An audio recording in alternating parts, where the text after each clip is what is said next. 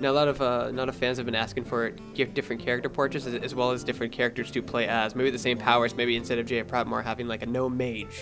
Has that ever come across the creative decisions to do that? At the moment, we have obviously the 9 awesome, like very emblematic heroes that you can play as. We've heard that. There's no plans to announce at the moment. I think you've got a lot of options right now with the 9, and perhaps moving forward, but there's nothing to announce at the moment. Do you have a favorite card in the new set that you just love that you have to put in your deck no matter what? Okay, so Bouncing Blade.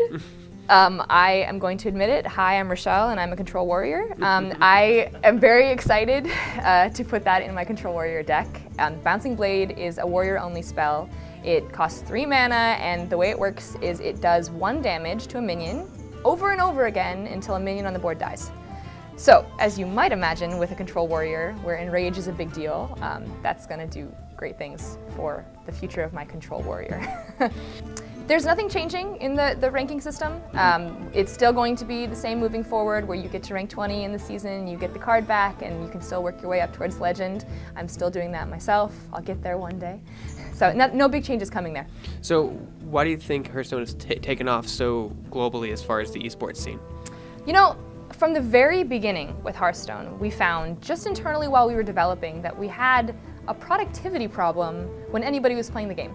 So I would be walking by someone's desk and, you know, I intended to be going back to my own desk, and then I found myself looking over their shoulder at a game, and all of a sudden I had spent 20 minutes.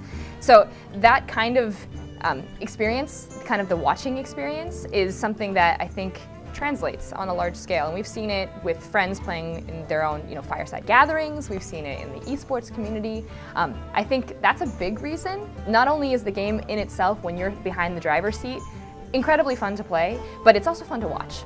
And with Goblins vs. Gnomes, we are bringing spectator mode into the game as well. So this is going to play on that even more. The fans have been asking this for a long time.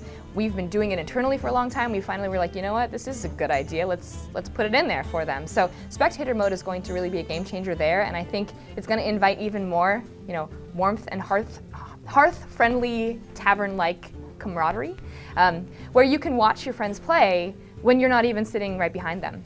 So I'm very excited about that as well. I think that will continue to grow the excitement around the game. Can you talk about how fan feedback helps improve the game when you guys work with your community? Sure. So let's start by talking about BlizzCon. I mean, the energy here at this convention is mind-blowing. Meeting people that are excited about the game, that have played, especially this year now that people across the board have played, and hearing what they like and hearing what they would love to see added, it just infuses us with ideas. We're always also listening on the forums, we're listening online, we listen to feedback across the board. We've got our balance designers listening to players at all levels about particular cards, and we've got the ear to the wall all the time about what our fans are looking for. And just the excitement level, just across the board. We have over 20 million players playing Hearthstone now, and that's a lot of voices to listen to. You might think, oh, Blizzard's not really paying attention, but that's, I think, where a lot of our great ideas come from, is because we've got so many people that have great ideas that we want to incorporate. Is there a region difference in how people play in America as opposed to like Europe or Korea? So we have 4 regions. The Americas, we've got Europe, we've got Korea and Taiwan, and we've got China. And functionally, the game is exactly the same across the 4. I mean, of course, your collection is siloed between each one, and you can have more than one collection if you choose to play across region. So when you're playing only players from that region. So if you're playing in North America, you're playing against a North American regioned player who might be living in Europe, who knows. But that's really the only real difference. Other than that, the gameplay is exactly the same because we're a global community, really. And that's one of the Blizzard core values, is thinking globally, and we absolutely do that. So we keep it in parity across the world. What are you most excited about for people to experience with the new expansion? Well, most excited, how do I pick one? I think one of the things I haven't talked about, but I am super excited for this thing, is the spare part mechanic. This is something that it goes along with the goblins and gnomes and mechanical ideas that are coming along, of course, with the expansion. And spare parts are their one-cost spells that you will acquire with certain minions when they die. They have a death rattle that says give you a spare part, or sometimes when you play a minion, you'll get one thrown into your hand.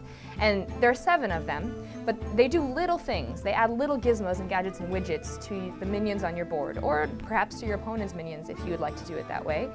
They add a lot of depth and flavor and game-changing possibilities with very, very small pieces of mechanics, really. So I'm excited about those because they're going to change the game in a big way, I think.